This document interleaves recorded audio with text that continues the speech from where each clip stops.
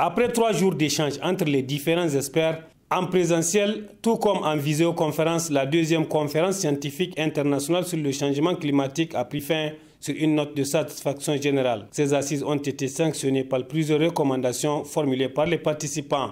Promouvoir une interaction entre sciences physiques et sciences sociales à travers la capitalisation des connaissances culturelles dans les différents modèles et la mise à contribution des spécialistes en communication sur les connaissances locales.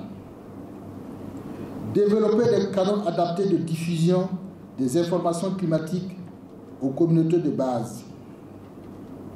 Prendre en compte la dimension genre, l'identification et la mise en œuvre des solutions d'adaptation au changement climatique. La conférence a aussi lancé un appel, dit appel de Niamey.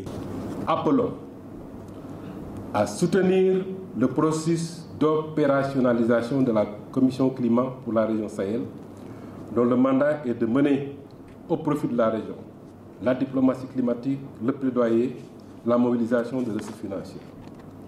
Appelons à mettre en place un cadre scientifique sur le climat pour la région en appui aux négociateurs sur le climat et d'aide à la prise de décision et pour améliorer la contribution de la région dans les rapports du GIEC. Appelons à élaborer un programme régional sur les services climatiques et de résilience au changement climatique. Ces 3 jours d'assises ont permis aux participants de partager des informations relatives aux expériences et les bonnes pratiques sur les questions de changement climatique en Afrique de l'Ouest et dans le Sahel. Je me réjouis des résultats probants auxquels nous sommes parvenus, ce qui témoigne de la qualité de l'expertise réunie ici et de votre détermination.